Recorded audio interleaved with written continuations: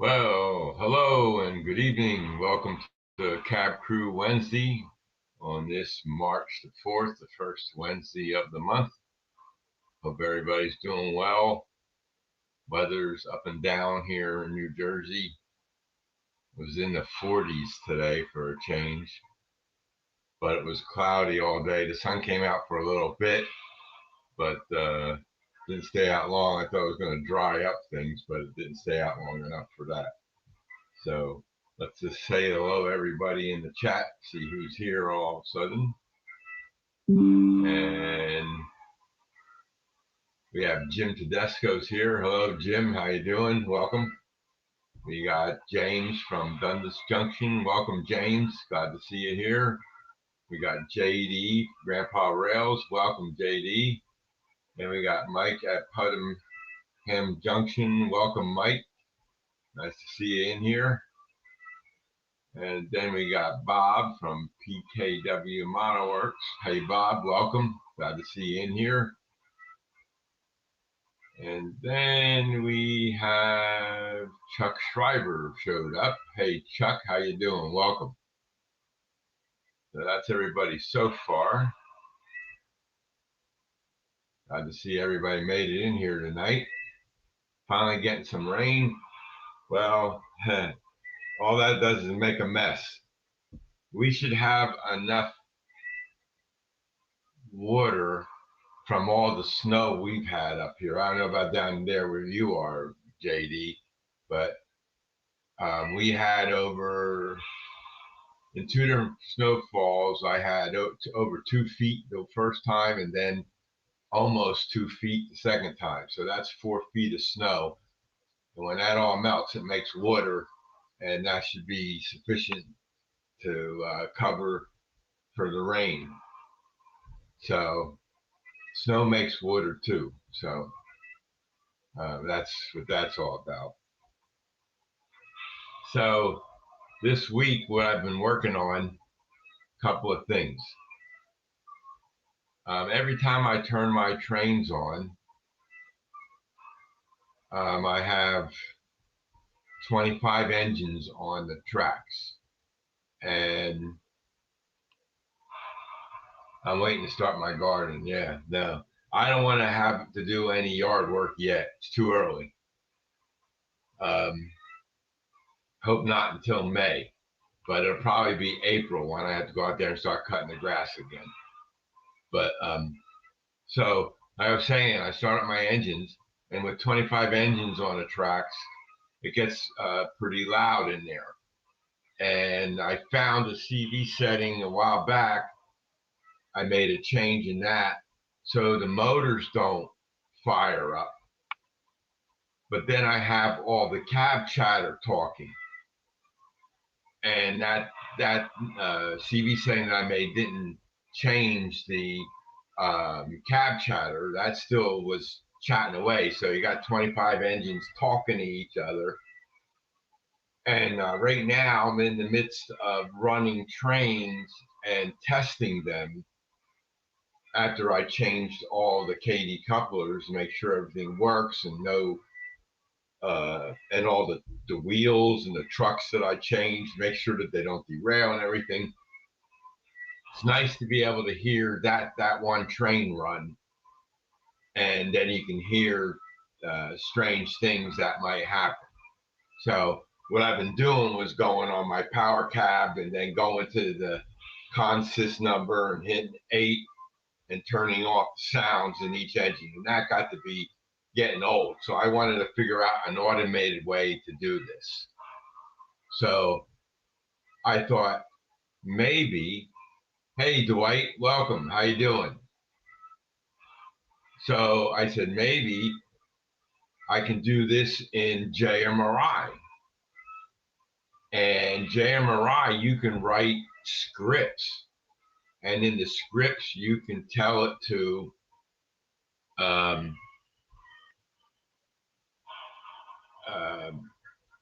send commands and everything. So I figured out the code in the script and I set it up and it didn't work.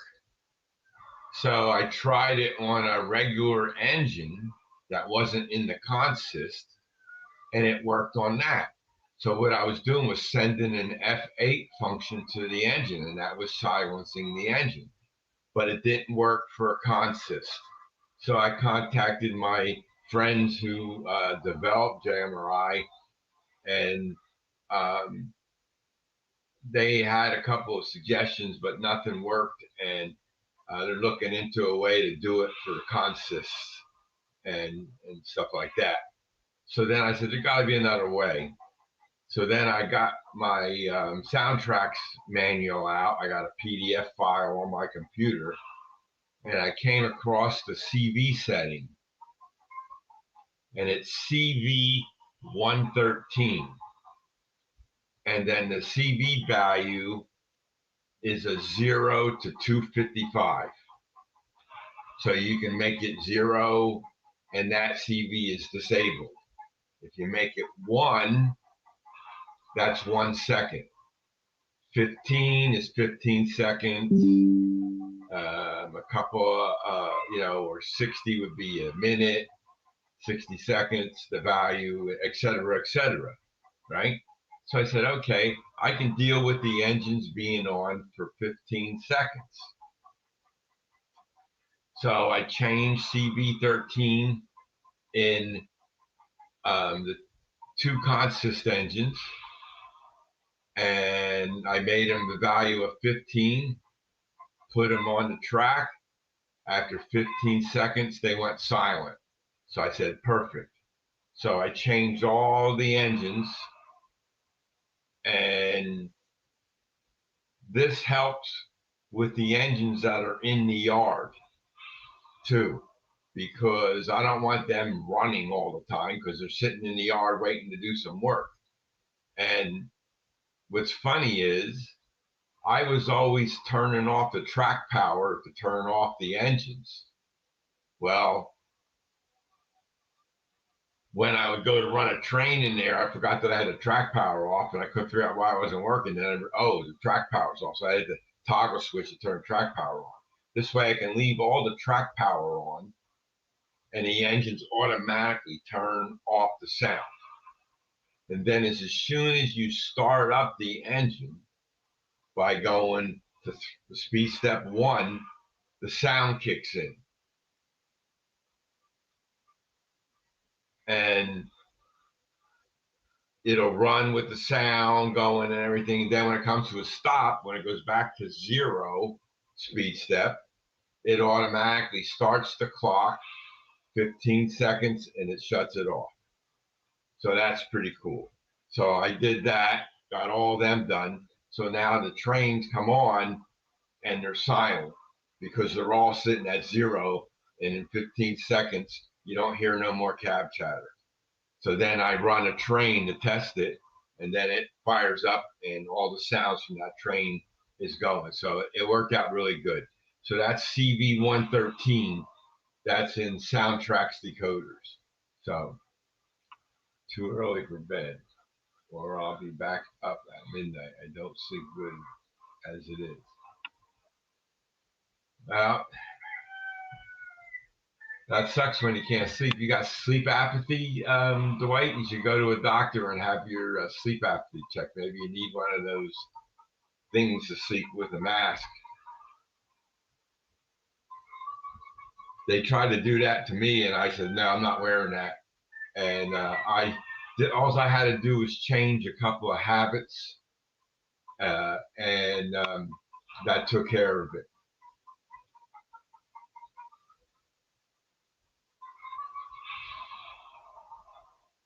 So that's what happened with CV 113, and I'm glad that worked out really good. So I put up a video today about my GP7 install and got it all set up and everything. And on the track, I thought this track was dirty. It wasn't dirty. There's something going on in the engine, but I just thought it was dirty track on there, on this track that I was testing it on. And when it would go in reverse, it would delay a little bit and then it would start moving. So I put it on the train on the main layout on the main line, and I hooked it up behind the main engine, and I ran it around, and it was hesitating in a couple spots. And that track is all clean. Yeah, CPAP. Yeah, it is a scam. They have an external one now too, where you don't even need to wear it on your face. So I don't know how that much works, but it's just habits that you have to change in your lifestyle. Like what was happening, I was waking up in the middle of the night to go to the bathroom. And that's because I was having a drink of water at like 11 o'clock at night. And I changed that.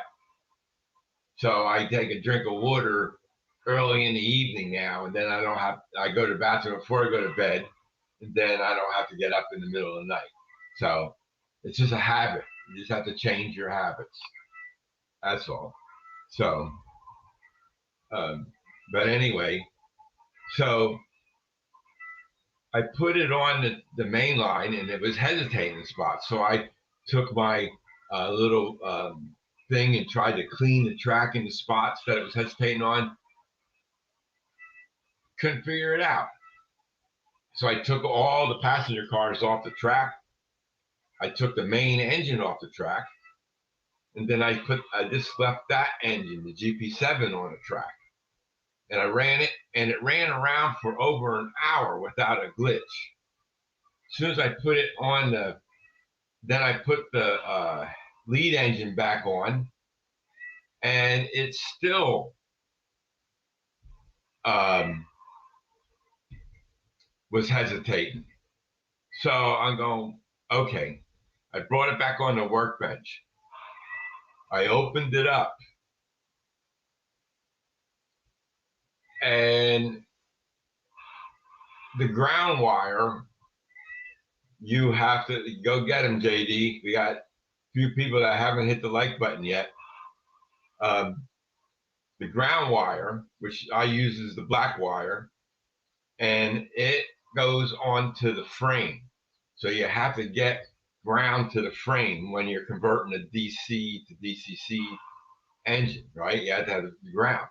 And that's the track. On the decoders, you have your right and left tracks, and it's a red wire and a black wire usually. So, um, so I drilled a hole into the frame and put a brass screw in there, and then I soldered the wires to the top of the brass screw, and I pulled them when I did it, and they felt tight. So I took the shell off, and I grabbed the black wire, and I just pulled it, and it came right off. It was loose.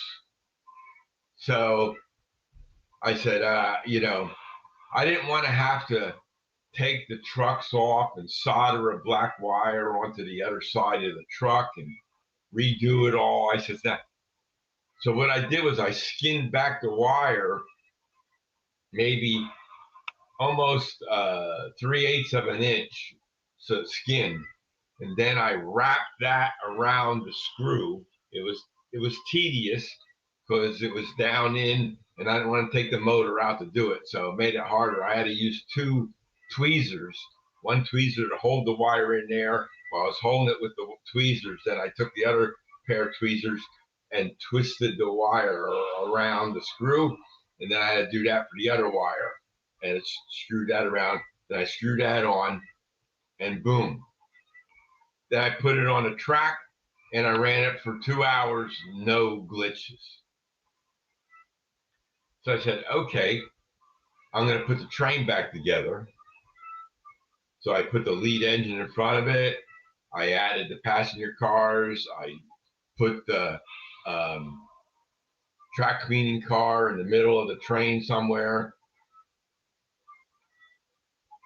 And it hesitates still in one spot.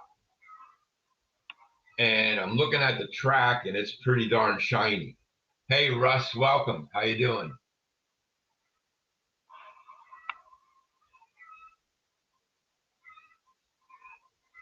No, Bob. I the head of the screw. I soldered it to the head of the screw, not to the threads. I never do to the threads because then you can't screw it in or not.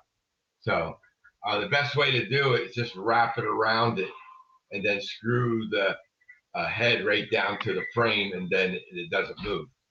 So how you doing, Russ? Good to see you in here.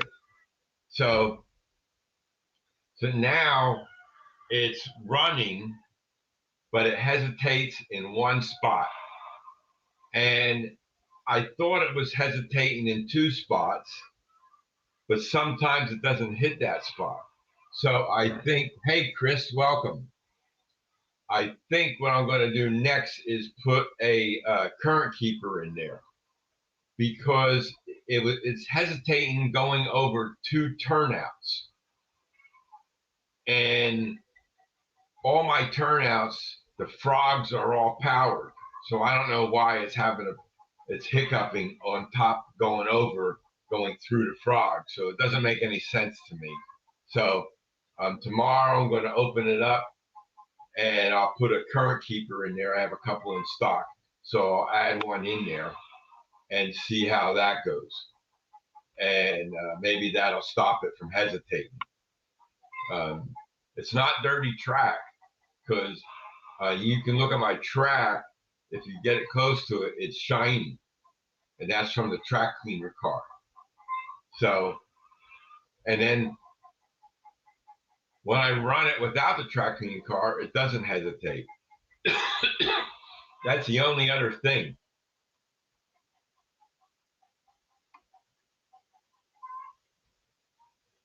Okay. Well, I wanted to show you something first, Bob. Okay. I'll get back to the GP7 in a minute. Um, my roundhouse project, you guys saw that video with all the parts and everything. And today I cleaned out all the service tracks that were up there. And then I put the floors in, and that's these here. They're all the floor pieces. So let's just pan the camera a little bit. We can get all five in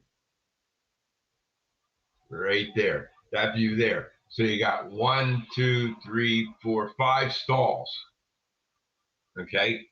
I put a level on them and it's about a half an inch off. So I gotta do some work up there to get them level. And that means I gotta cut the foam out and then get them in position. So that's why I was gonna broadcast from the train room today, but then I had to bring my creeper out to get up there to work on that. And the creeper is hiding. Yeah, half inch is a lot. But see, Bob, when I put them in, okay, we can take this picture down now. Let me just make myself bigger. When I put the uh, that level in, I kind of like pitched it a little bit to be going down. Thanks, Jim. So just a little, and that way when you're looking up there, you can see things. And I should have made it level, but I don't think anything is level in the real world anyway. So, um, but yeah, but a half an inch is a lot in that short area. So I gotta just take my X-Acto knife, cut the foam out, and cut it out, until I get it level. Because what was happening was I was trying to move a car into one of those tracks, and it was having a hard time pushing the car into there. So if I get it level, then it'll be a smooth transition to go straight across the bridge and into a thing. Yeah. Yeah, they won't. Yeah, the locos. But I have a vacuum cleaning car that I wanted to park up there, and I take it out when I want to run it around. And it resides in one of those service tracks, but it was on the hill, and that little half-inch um, difference, it started rolling back to the turntable. And what I did was I have these things I 3D printed. They're they're wheel blocks, and they go right on the track. They stay on there, and then the wheel rolls up to it, and it stops the car from rolling down any further. So, but that I won't have to do that if I level that off. So there's more work to be done up there. We're getting there, JD. 3 more people hit the like button, but then we got 3 more people in. So.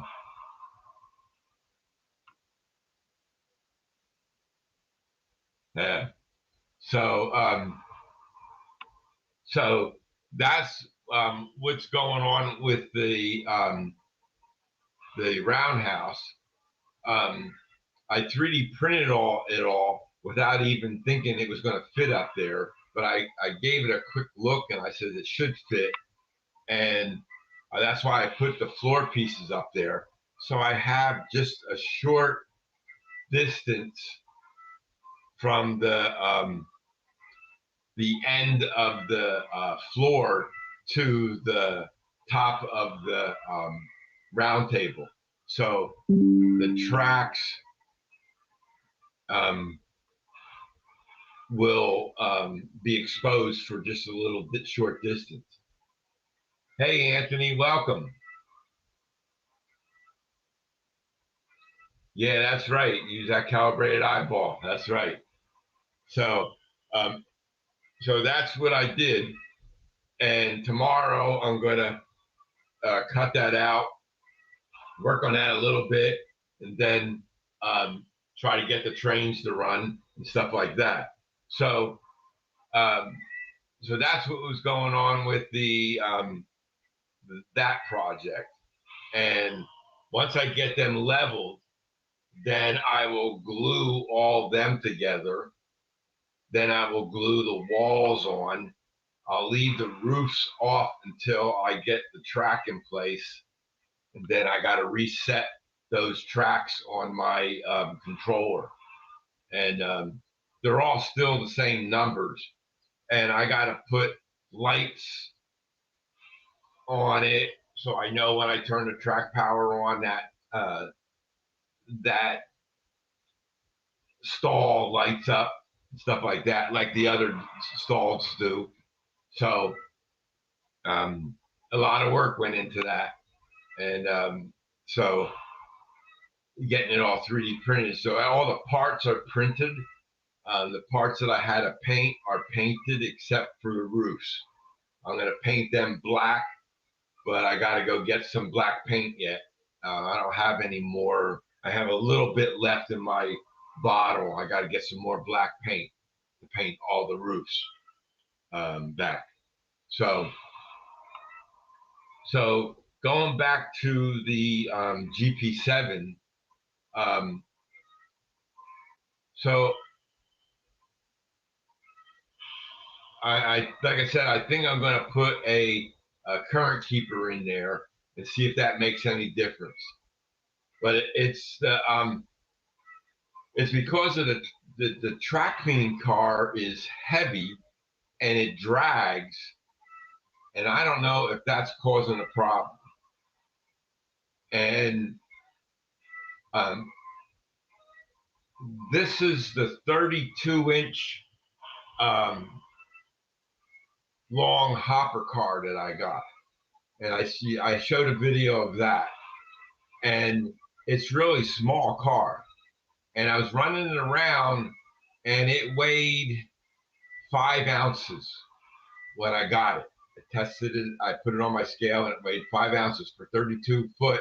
That's the NRMA standard for a 40 footer or a 36 footer is 3.5 ounces. And this was 5 ounces. So it was over NRMA standard, right? So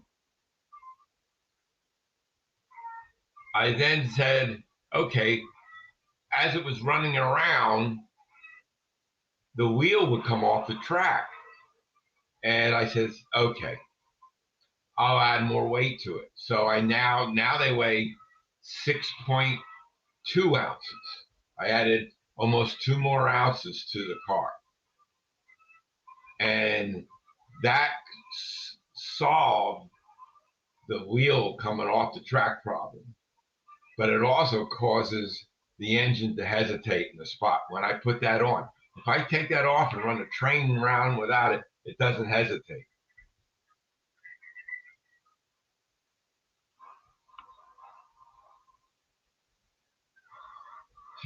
Yeah, I know. But see, the problem is, Bob, I don't care about the heaviness because the train has 2 engines pulling it, the whole train. So it should be able to handle that. The problem is that it's also dragging on the track. You know, it's not free rolling like another car is. So if I put another car on that train that was free rolling and it weighed 6 ounces, that wouldn't be a problem. But this is 6 ounces. It helps keep the wheels on the track because those springs,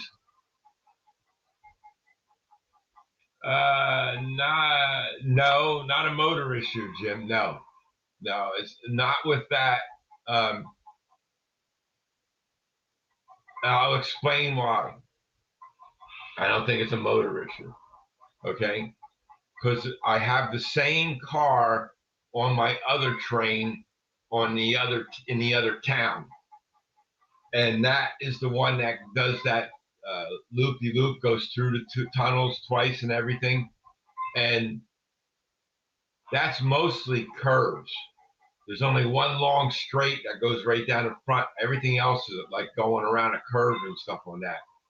So I put that car on that train and it ran around and it had 3 problems on the track. Inside the tunnel, and I was telling this to Jim when I was talking to him the other night, in the tunnel, I found this piece of track inside the tunnel. Now, you look at this track, yeah, that's HO scale track, that's cool. But guess what? I run code 83 track. This is a code 100 track. And the only way I was able to tell is all my track is brown. And code 100 track is black. And when I saw this, I said, how the heck did this get on my layout? I don't remember putting this in, and it was inside the tunnel. And when the trains run over it, you know, it was only a little bump. But every once in a while, a car would come out of the tunnel derailed, and I couldn't figure out what was going on. So all I did was put my fingernail on the track, and I scraped along, and then boom, I hit the rail. And I knew that it was a height problem. Then I looked at it, and I said, that's code 100 track. So I tore this out, put a code 83 track in there. That solved that problem. Driving around, coming up to a turnout on the curve, going up the hill, and it hit another piece of track that was high. But those both were code 83. So I had to poke out the ballast a little bit and try to raise the one rail up, you know, on both sides a little bit to get it level. So I fixed the one, then it goes through the tunnel, and then it comes around, and it comes out of the tunnel, and then it comes around again, and it goes around the town and comes around, and Then it hit another spot, same thing. Both are code 83s, and the one track was a little bit lower than the other one. So, in normal running, boom. Thomas, you must have had a senior moment. Yeah, maybe when I installed this. You know what it was?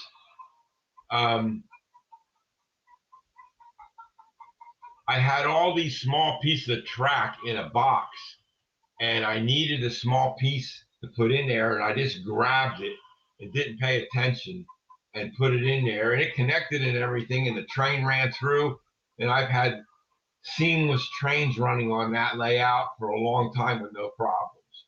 So, but adding new cars to the train to make it a little longer, and then a couple of them wheels weren't right, and they would derail, and I didn't know it, and then I finally figured it out. So I took that out, and now that track is solidified.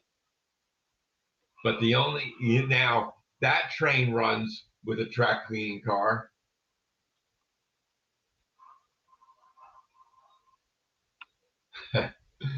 Yeah. So that track cleaning car on that train, as it's running through the lower tunnel, 17 and 12 now. And we're getting there, JD.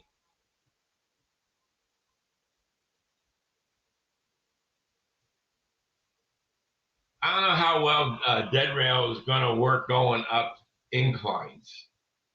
Maybe on flat land, but I don't know about battery going up a incline. Because you can hear my engines working harder when it's going up the inclines. And I have inclines everywhere on my layout. Even the fifth level, it's flat, but I have inclines there in spots. That was by design. I didn't want this level flatness, because the real world isn't level. So, so as it's going through the lower tunnel, it comes out, and then it goes across. The two engines come out. It goes across a turnout that switches over to the other layout, goes through that turnout fine. Then the lead engine hits the beginning of the three-way switch, and then it derails right there. Hey, Mike, welcome. So it derails right at the three-way. If I take the track cleaning car, it runs around no problem. So that added weight is doing something. So I said, right, there you go. So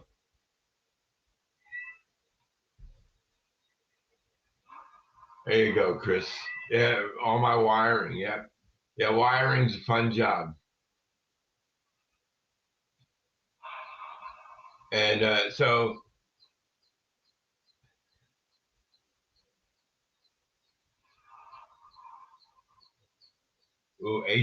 extra HO turnouts. Sorry, no, I do not, Alfonso.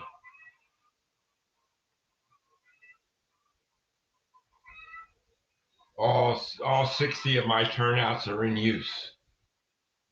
I don't have a yeah, I do too, Russ. I love doing the wiring part. It keeps you it's relaxing to me to do the wiring. Except I don't like soldering underneath the layout, like above me or anything. I like to try to do soldering on the workbench, and then I can I can put the wires through. It's Alfonso, Jim. That's Alfonso. So anyway, um, so that so I thought maybe if I had two cars 3 cars off of the engines, and hey, Ken Amos, welcome. I had 3 cars in front of my engine, then I put the track cleaning car behind it because the guys from the track cleaning said, don't put it behind the engine. So I said, okay, I put 3 cars and then the track cleaning car. So as the engine's coming around, it's that track cleaning car is still in the tunnel. It hasn't come out. So I don't know if it's too much, it's pulling it back too much, and that's making the engine lift up a little bit. That's why it's derailing. I don't know. So I then tried to put more cars in front of the track cleaning car, but that didn't make no difference. So I'm going to try putting it behind the first car to see if that makes any difference. Because the first car and the 2 engines, the first 2 cars and the 2 engines are out of the tunnel as they're coming into the 3-way. So if I put that track cleaning car, it's out of the tunnel and it's kind of in the straightaway going into that 3-way, maybe then that might fix it. So maybe I got to move it around and check that out and see. So that's what's going on with that. So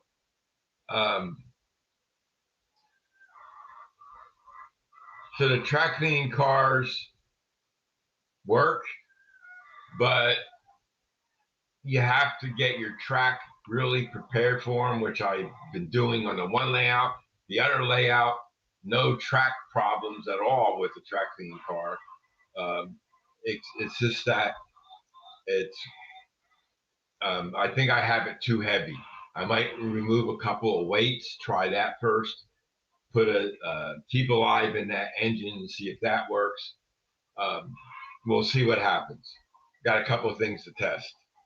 So, and doing this all by yourself, it's not so easy sometimes. You'd like to be behind the layout and have somebody run the train for you. You can see what's going on inside the tunnel. It's hard to be in 2 places at the same time. So, and watching the cameras doesn't refresh fast enough for you to see what's going on. You know what I mean? You have to have your eyes looking at something to find out what's going on. So, and Barbara used to come over, but she can't because of her eyes, and she's still recovering from the last operation, so her eyes are still a little. She still sees weird things in her eyes, so it's gonna take time before that happens. So, um, so the my SW7. You know it, Thomas. It's hard doing it alone. Yes, that's correct, Chris. I even bought mirrors, and I was going to put them up behind there so I could see in, but mirrors don't. You know, you got to, you know, which way you look in and stuff like that. I saw one guy had a mirror. Oh, you know who it is? It's Steve Childers. He has a mirror on his layout, and I was watching him today. It must have been GP7 day because he was having a problem with his GP7 also. And that was pretty funny. So when I was eating my lunch, I was watching his video and I'm watching him run his engine, and I'm looking at it and I say, how come it's coming this way, but it's also going that way? And I realized that he had a mirror there. And so that was pretty cool to see that. But that's a big mirror. I had these little mirrors I was going to put up there because I wanted to be able to see the signals that are facing the other direction, and I can't see what color they are, stuff like that. So one of these days I'll get them in place so I can see what the signals are. But then again, you need somebody else to, you know, help you do that kind of thing. So my SW7 project, you all know I got the new motors, and I got the flywheels off of the old motors. I got a flywheel puller, and I sent that back because it broke. It didn't work right. Found another guy, but I haven't heard from him in a couple of weeks, and I don't know what's going on with him. And his channel isn't really that active. His last video was over 3 years ago, and he only has like 65 or 66 subscribers to his channel. But he got reviews on the TSG group and everything like that. And I even went to their page and saw the review that they did and everything. And then I contacted the company that I got the other one from. They got a new one out, but it says it's O gauge, and I wonder, it looked more robust than the one that I got from them. I waiting for them to respond back to that. So then I emailed Atherin, and because the guy from the company, he sent me back email saying that what he does is he drills out the hole a little bit on that. Hey, the gelatis are here. Hey, welcome. So what's happening is I was able to get the flywheel off, and then this goes on the shaft, right? Well, I can only push it down so far, and it has to go, let me see, has to go all the way down, except for like maybe, a paper clip away, or something like that, like 2 millimeters away from there.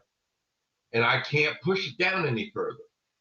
So, and that insert has to stay in there because that's how the spindle from the worm wheel connects to it. So I got to keep that on there. So I asked Atherin to tell me what the drive shaft sizes were. And they just, before the show, they responded back to me, and they said the drive shafts are 0.125 inches in diameter. So that's a 1/8 drill bit. That's what this is. So I took the 1/8 drill bit and I did it by hand, but it's still a little tight. So I got to put my hand drill on there and drill it out a little bit more, and then it'll slip on there. And then I got to get some Loctite 620 and put on that, and then it'll stay on if I drill it out just a little enough to make it slip on there. So at least I know the drill size now, and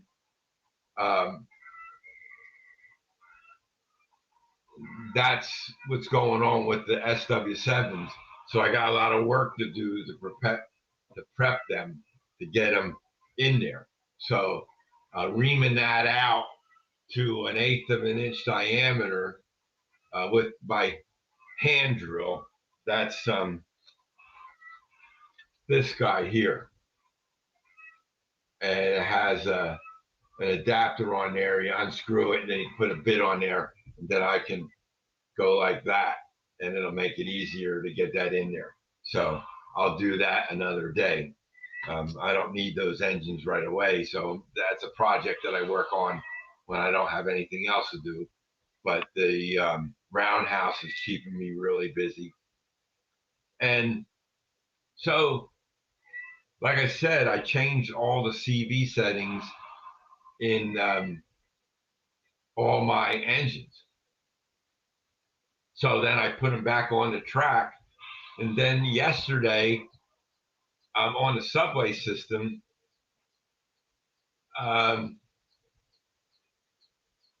the one B unit engine that I got,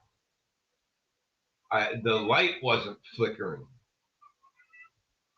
And it's a beacon light. And I have a beacon light on both of them I have.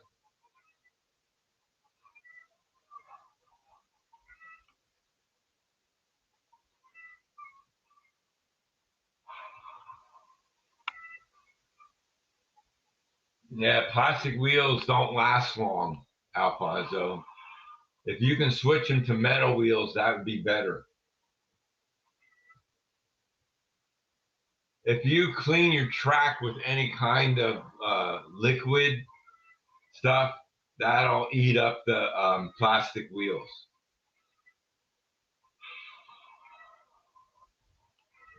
So,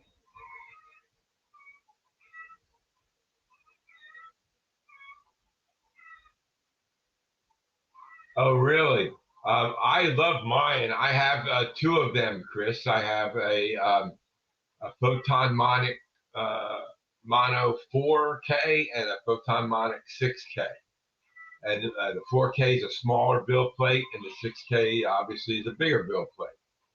And I just used them the other day to print horns for my GP7, and it printed them perfect. Took them off the build plate, cut off the few little supports that I needed to put on them. I put them in the curing machine.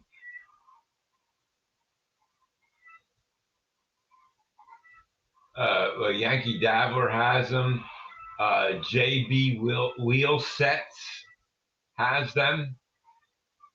There's plenty of places that you can get metal wheels from. Yeah, Yankee Dabbler has a lot of those things like metal wheels. Most train places will have metal wheels. Get the Intermountain wheels; they're the better ones. It's the ones I use. 33s, unless yeah, for HO equipment, yeah, 33s will be good. Sometimes you might need a 36, depending on the model, how big the car is and stuff. But 33s are pretty much used on all the rolling stock. I have a couple of rolling stock that have 36 wheels, but not many. A 33 would be the best. Toy Train Heaven has them. Yeah, KD's, Walters, all kinds. There's many places out there, Alfonso, that have them. JB Wheel Sets is who I deal with mostly on getting my wheels because he makes me the wheels with the brass tube that goes on there. I use them for making powered wheels. Yeah, passenger coaches do have bigger ones. Yeah, they sometimes they use 36s, but I have passenger cars that have 33s on them too. So tankers and 30 cabooses have 36. And none of the cabooses I have 36. They're all 33s. And all my tankers that I bought at train shows, they all have 33s on them.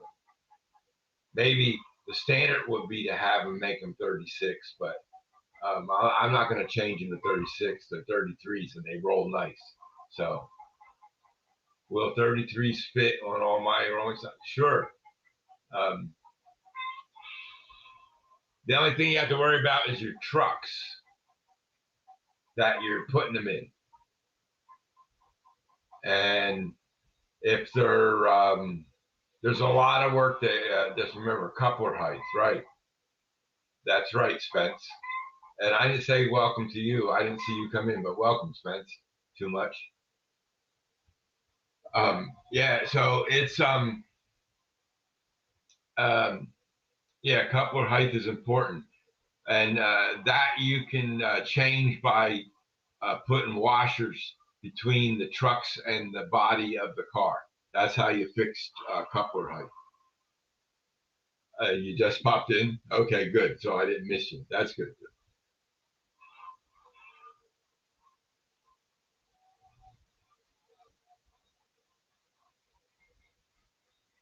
Yeah, modern freight cars. Yeah,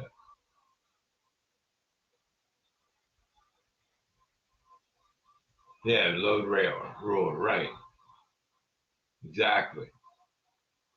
So anyway, back to my F3. So I didn't see the light blinking on the other one that I had up there, and I tried to move the train, and it was struggling to pull it. And I said, "Wait a minute, something's wrong with that train." So I took it down, brought it on my workbench, and it wouldn't work. It didn't work. I found that this decoder, which is an ECO RTR, it's a soundtracks economy decoder, it died. I took it out. I put in the MP15 AC decoder soundtracks, and it fired up, but the motor doesn't work in that decoder. So I ordered a new decoder for that. That hasn't shipped yet. I got that off of eBay. My buddy in New Jersey, um, he always ships them out the next day. So I'll have that car working again, and get that operational again. And so, but that's what happened. This thing just died. Whatever happened to Life and Tyco? I mostly have Life Flights and Tyco equipment, which they all have truck mounted couplers, and they all be adjusted. Um, um, truck mounted couplers, no, can't adjust them. They supposed to be. They all had the knuckle couplers on there, and didn't have to worry about them. But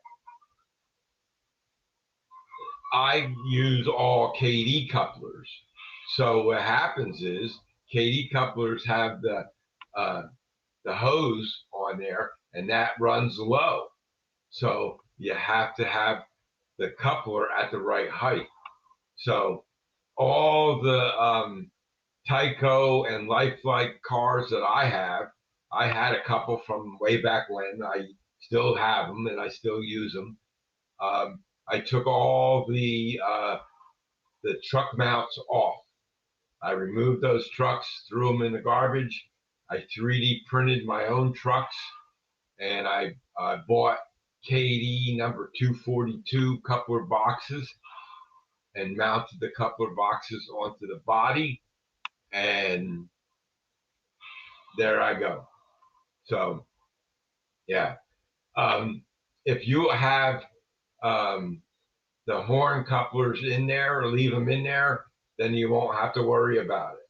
Because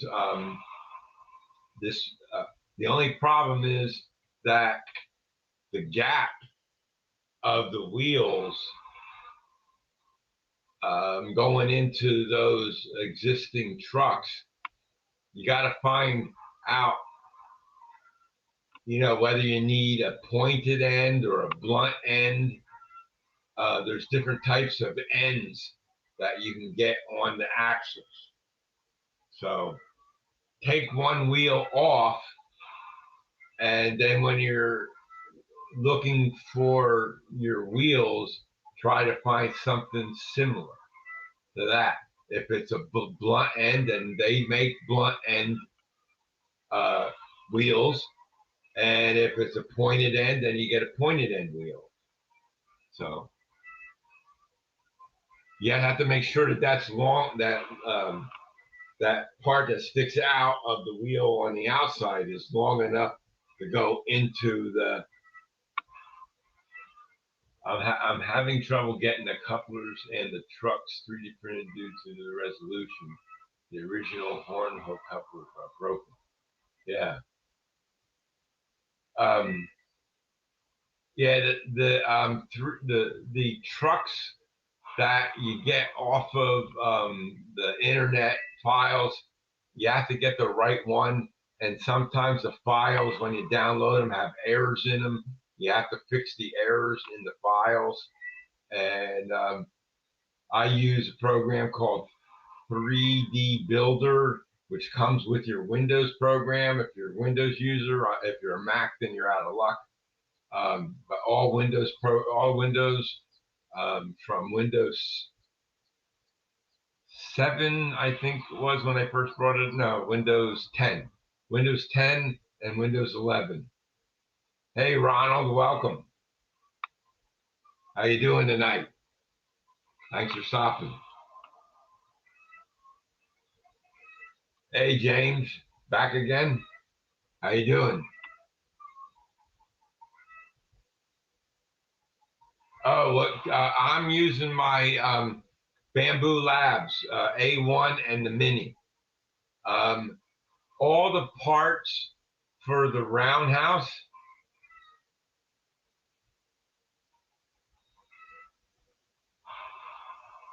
There you go.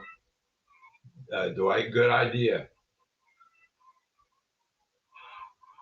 And so for the roundhouse, all the parts fit on the Mini build plate, except for the frames that go in between each stall. They were a little bit too big, and I had to print them on the A1, the bigger build plate. So what I did was I split the parts between two and printed them, and they were going for 3 days straight, 4 hours, 4 hours, 6 hours, 4 hours, back and forth, and then I got all the parts done.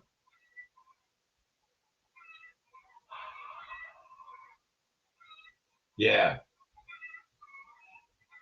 Yeah, they don't have a good. So I can print HO scale trucks on my filament printers with no problem, but they're Bamboo Labs printers. Um, we did have a Viper.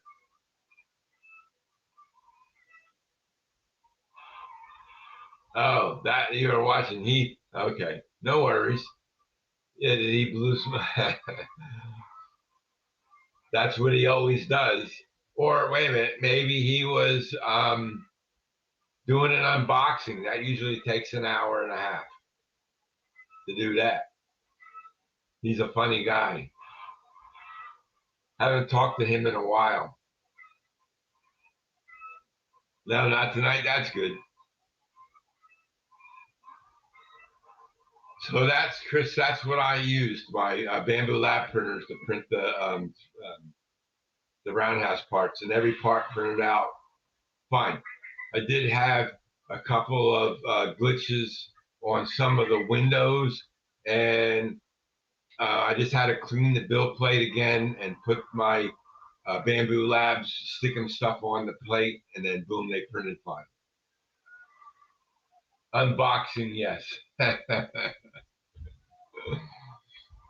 He always has something he's unboxing. Always. That's okay.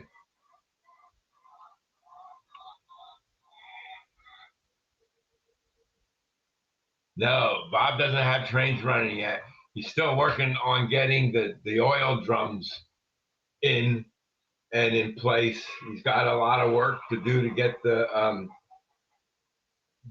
before he can put track down. So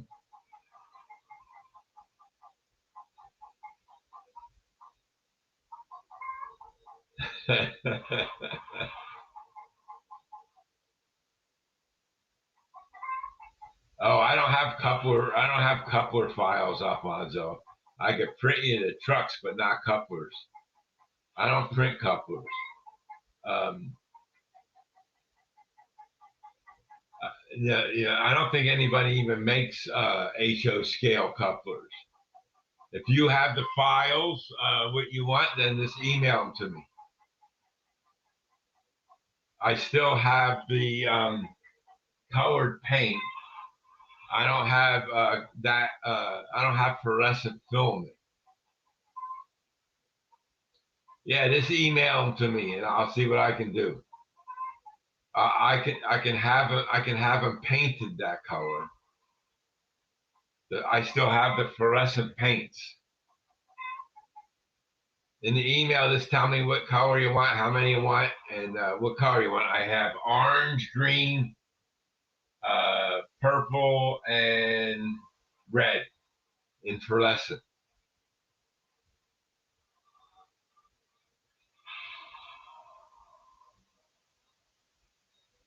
So let's see. Yeah, like I say, I've been trying to get the trains running, and some of the issues I had were with the track cleaning car and this and that, and the track not being 100% perfect. It was 99% perfect. How could you get to? How could you print a functional HO scale coupler? That's a good question, Jim. I printed O scale couplers for Alfonso a while back, and they worked, but they're thicker and bigger. I don't know about HO scale. It's no different than the knuckle couplers, probably, Jim.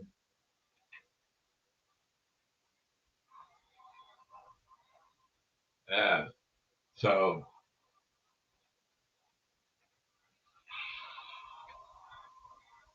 yeah, I don't know. It's so I got a lot of work ahead of me on some of these other little projects, and um, just trying to get the trains to run. Like I say, I was going to broadcast from there, and I was expecting to have some of the trains running, but then I ran into those glitches, and I just ran the passenger train around just before the show, and it hesitated in that one spot. So that leads me to believe that I have to do some more work. After the show, I'm going to run it again. I'm going to take some weight out of um, that track cleaning car and seeing if that's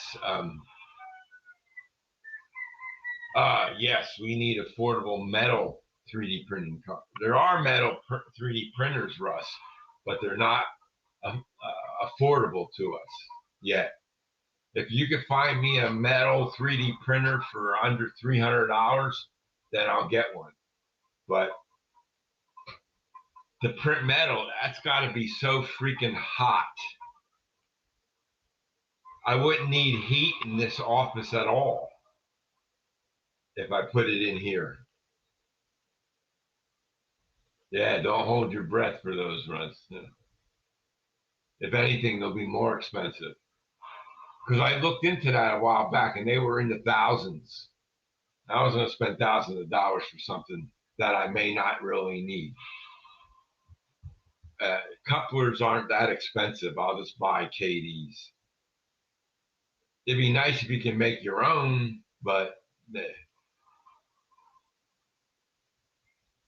I've never seen a KD coupler STL file out there. I haven't seen one. Who would make one? Because they have to be metal, right? A guy can dream, right? Yes, that's right.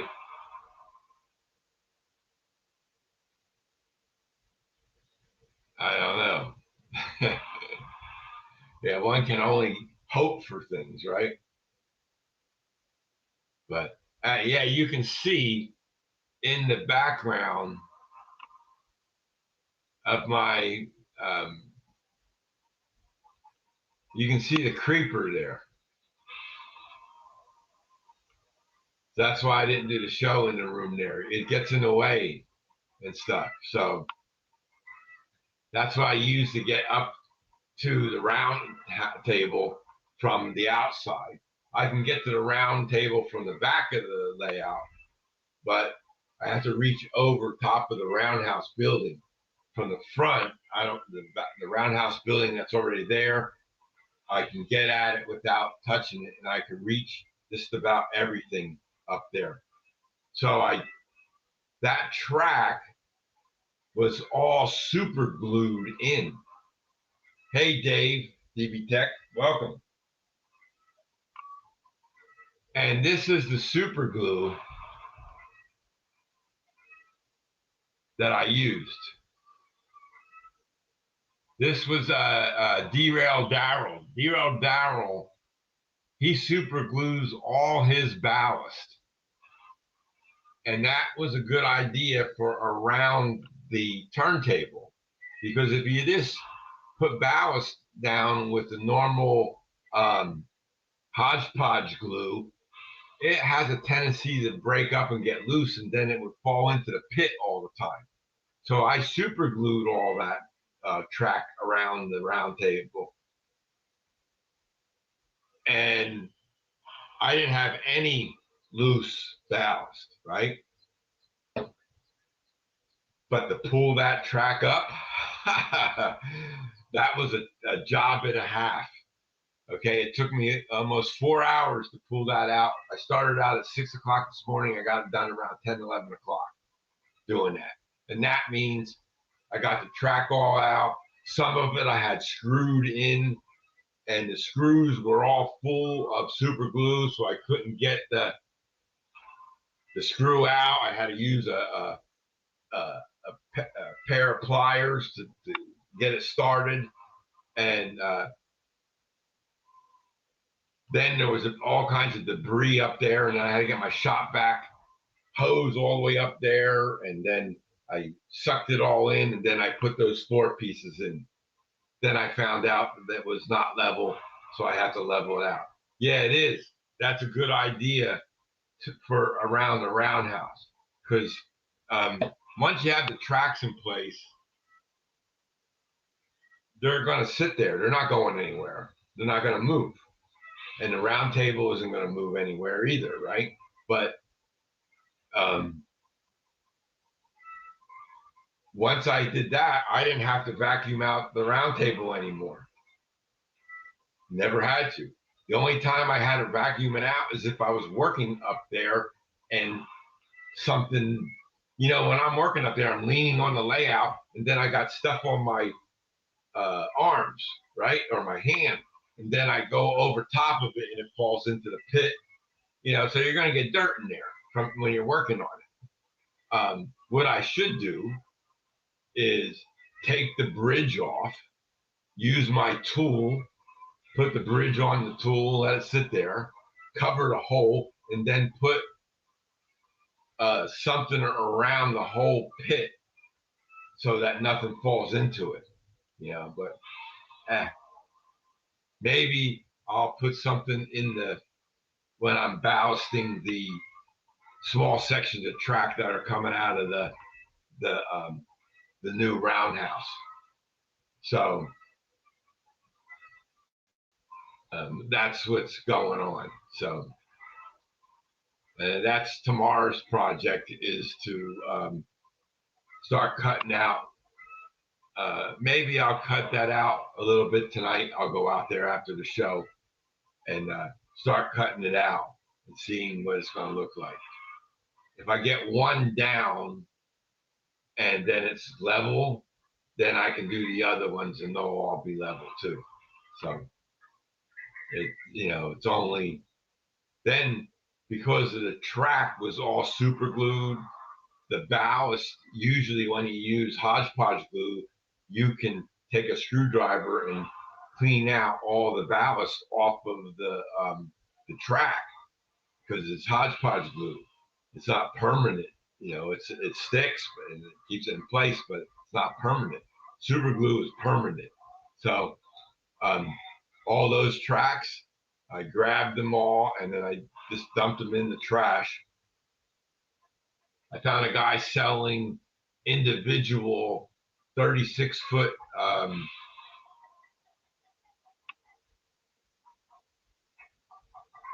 yeah, my turntable is ballast, James. You want to see it?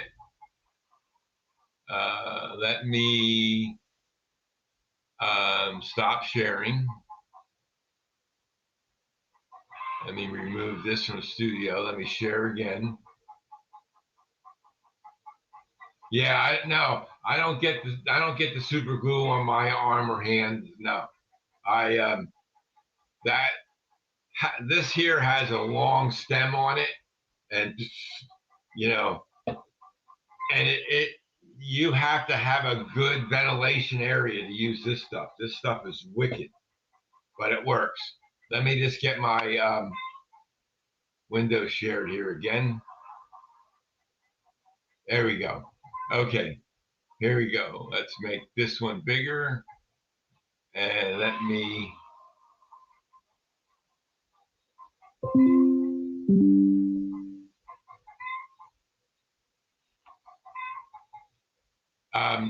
It's going to be hard to see, James, but you can see up in the top here, that's all weathered.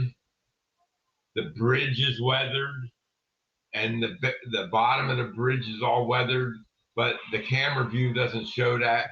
The whole pit is done like the same as what you see there. I got 3D printed pipes that I dropped in. I got some pallets that I dropped in the pit, make it look like there was junk in there.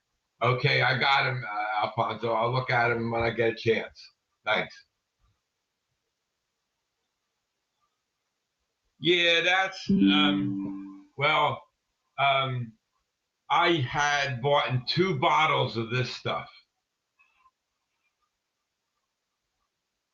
and one bottle did all the tracks around my. Thanks, James. When you see it in person, it even looks better. Camera doesn't do it justice. So anyway, I used one full bottle to do all the tracks around um, the round table, turntable, and getting round table and turntable mixed up. Yeah, well, you know what I use? I use salt and warm water, and I pour salt on the thumb or the finger, wherever the super glue is, and then I rub the finger with the salt, and then it comes off.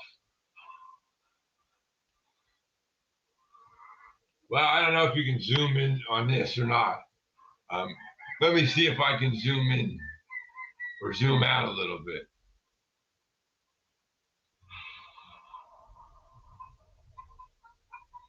Then it's going to take a minute to focus.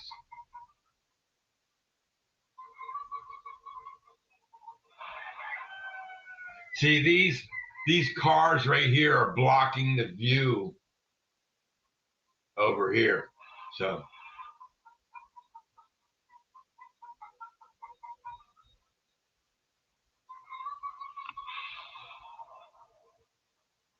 yeah, I did the ballast, Bob, all the ballast. So the ballast, even the ballast between the rails, I put the super glue in. But see now, I'm not going to need much super glue because the floors, the track just lays right in there, and I don't have to do anything with it. I'll just glue. I can use tacky glue to glue the track in place there, and then I will probably just ballast the small, only an inch or two of track that goes to the round table, the turntable. So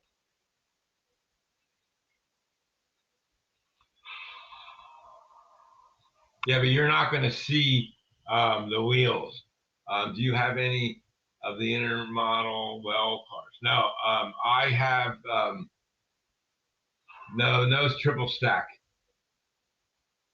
I had enough trouble getting double stack to go through some of the tunnels and stuff, so I'm not going to put triple stacks here. I just do double stacks. I got 20s, 220s, and then a 40 on top of the 220s. That's what I have. I don't have any 53 footers or anything like that. Just all 40 footers and stuff.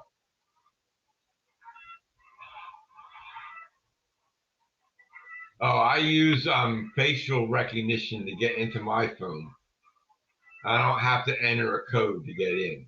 I close my screen, open it up, look at my face, and then it opens it up.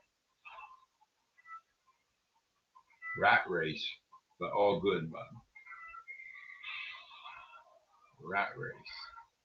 I must have missed that one, Ken. Ooh, 2120. Ooh, almost 21 for 21. Not bad. You know, my last couple of streams, I had over 100 views on it, but I didn't have 100 people on. We only got 21 active right now. So what I don't understand is the stream is almost 2 hours long, and you all been watching it. I should get 20 hours of watch time, but I don't. You don't get credit for watch time for live streams, but when you watch the live stream, do you get credit for it? So if I had 20 people on here tonight, and tomorrow I look and I see there's 100 views, so that means 80 people watched it after the show. So if they watched it for 2 hours, 80 people, that's 160 hours of watch time. Is my math wrong? I should have seen 180 more hours of watch time on to my credit, but I'm not getting that. 5 turns? I mean 5 levels, James?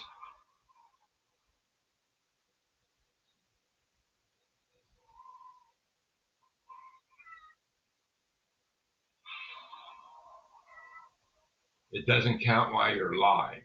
Okay, so like I said, if I had 20 viewers now and then I go to 100, that means there's 80 people that watched it after the show. So that's even if the show's only an hour, that's 80 hours of viewing time, and I'm not getting them. I'm not getting credit for people watching my live streams. I'm not getting credit for it. I don't know what's going on with YouTube. And also, I hadn't put up any videos in a while, but this week I put up 3, right? I was at 584. As soon as I put up that one short, I had 1,500 views in less than 24 hours on that video. That had good, that did well. But my subscriber count dropped down to 583. I put up another short, and then today I put on the GP7. I looked again, and boom, I'm up to 585 now. So and I didn't get no new subscriber notifications at all. So YouTube is messing with us. They are, 585 now. Yes, that's right, Russ. At 585, 15 away from 600, and 415 away from 1,000. So, but I don't have the watch time hours because check the average time they watch. Yeah, I've been, but I can't see. That doesn't tell me that Joe Schmo watched it for 15 minutes and then got out, or Harry watched it for an hour and he got out. That's just average. That really doesn't help.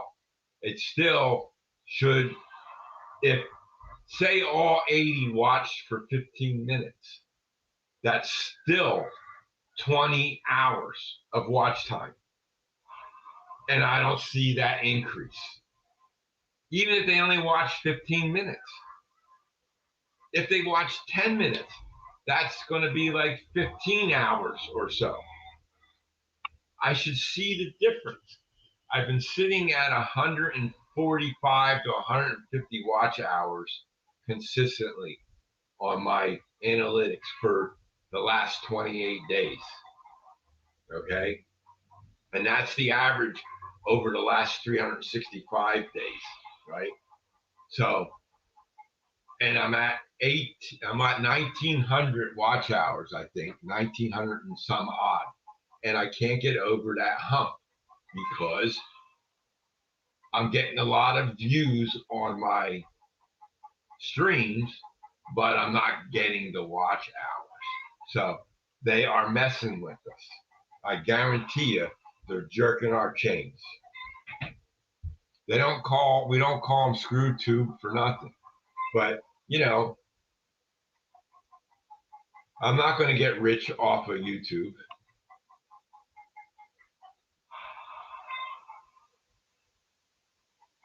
I did a short, got 1,000 views after 5 hours, then no more. Turn the top off. Yeah.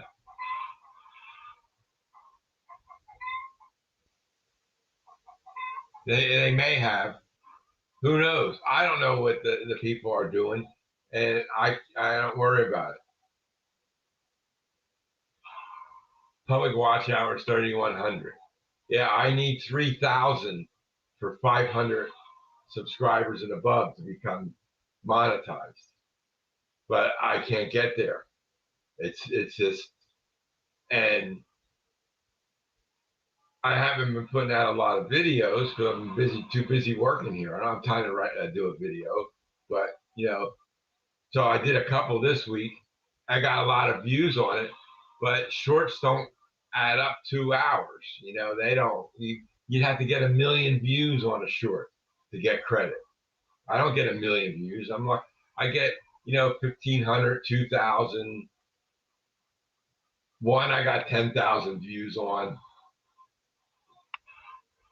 Couple of other things that got high views on.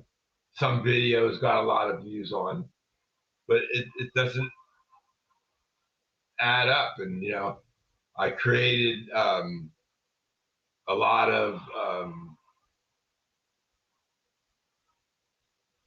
playlists, but you got to get everybody to watch the playlist, and you only can watch them so many times. You can't. You have 8,000 watch hours. That's good. 8K watch hours. Do they count? Watch hours are watch hours, Dwight. 8K means that's 8,000.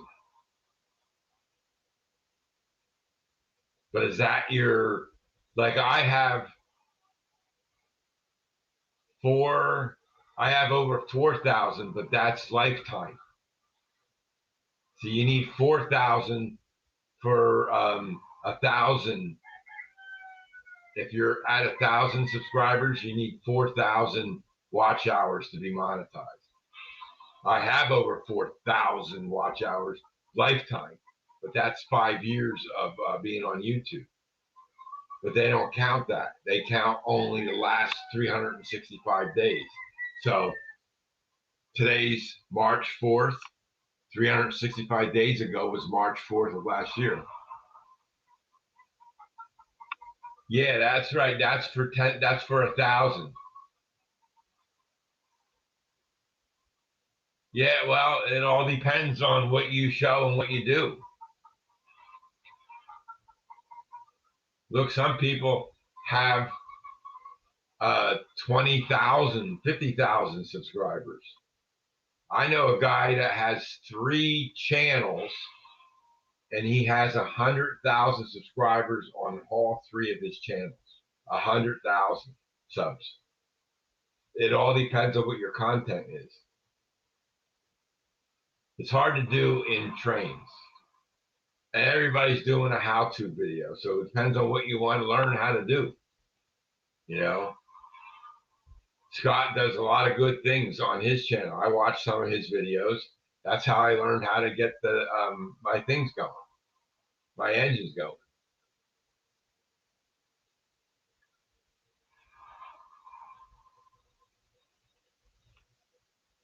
Yeah, well, if you're at your first level of monetization, it's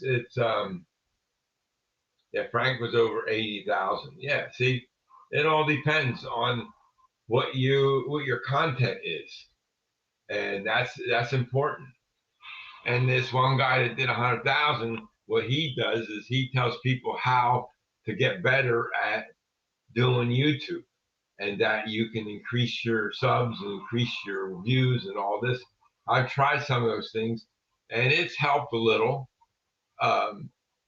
But you know, these are, I just do train stuff. If I started talking about um, uh, politics and stuff like that, probably would get 1 million views.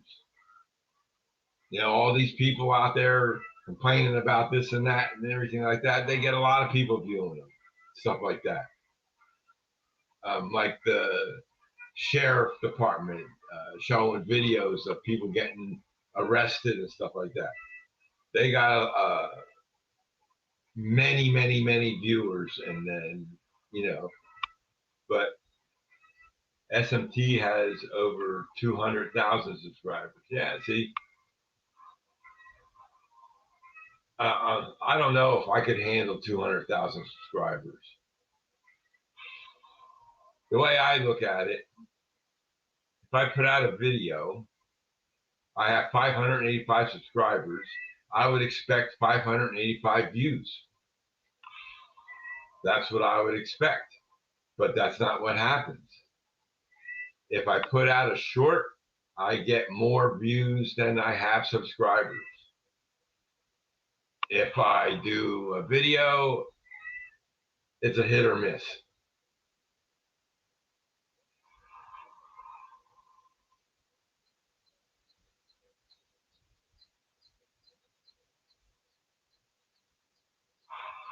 Yeah, see, it all depends. They've been doing it for a long time. Yeah, there's only a handful that make it to the big numbers. And they've been doing it for a while. And you can get 1,000 subs in a short period of time, depends on your content. Yeah, I'm the same here, James. I'm not planning to make money on it, but it's just a plateau. For me, it's a plateau. That's all. See, I have goals, and one of the goals was to hit 100, then hit 500. But the goal is to get watch hours so I can take advantage of those 500 plateau. But I can't. So yeah, see, that's the thing. If you the gamers, you know, that's not a fair thing to say. You know, if you have that following and they like you, they're going to follow you no matter what kind of channel you create. So that's not a fair thing to do. Yeah, Ken Patterson, I know Ken has 18,000 subs. Yeah, yeah, I watch Ken a lot.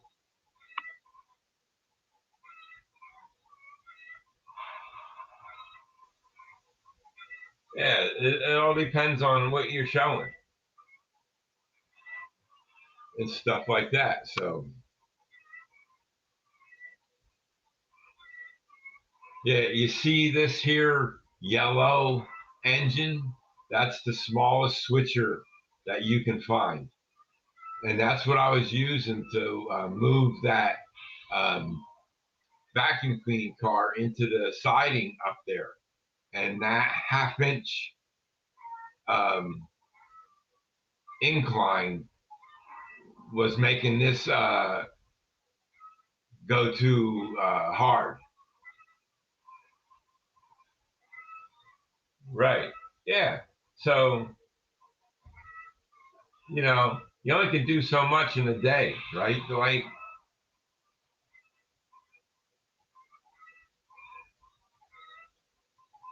so that's the reason why I want to level that off. Then I'll be able to push that in there.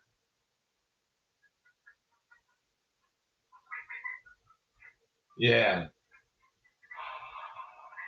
Yeah, it's a track mobile. That's right, Russ. That's a track mobile car engine. It's DCC too. It runs nice. And but it couldn't push that vacuum cleaner car into that siding, or even into the sidings on the side here either. Had trouble with that. So um, that's why I got the 44 tonner out and I pushed it in with it. and left it in there for a while. So that's why I'm going to lower them and level them off, and then I won't have that problem. So I got to get them all lined up. And with the, see this track here,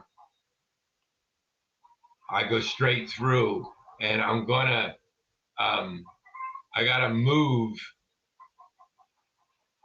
this. I don't know if I can move it this way, if I get enough room this way, or I gotta move it that way. I might have to take out this small section of track here to move this over enough to get this end one straight in. So that's what I had to figure out yet. So this here, one piece of track here, I can, that's for this engine here. So I can probably take this out and play around with it. Okay, Mike, thanks for stopping in. Have a good night, and we'll catch you later. Take care. I'm going to be ending this stream anyway. It's 9:30. So, a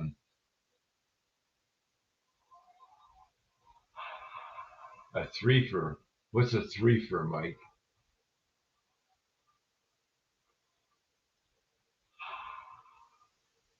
Okay, people. I want to say thanks for everybody for stopping in. I appreciate everyone, and I hope you have a great week. Don't forget to catch Jim Tedesco's tomorrow at 6 o'clock. He still doesn't have Skylink, so hopefully his internet service stays up for him. And we'll catch you all later. I'm going to end the stream now, and have a great rest of the week. Take care, everyone. Good night.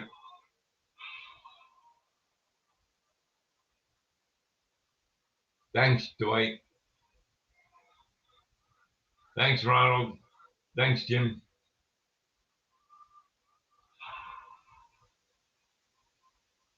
Take care, Ken.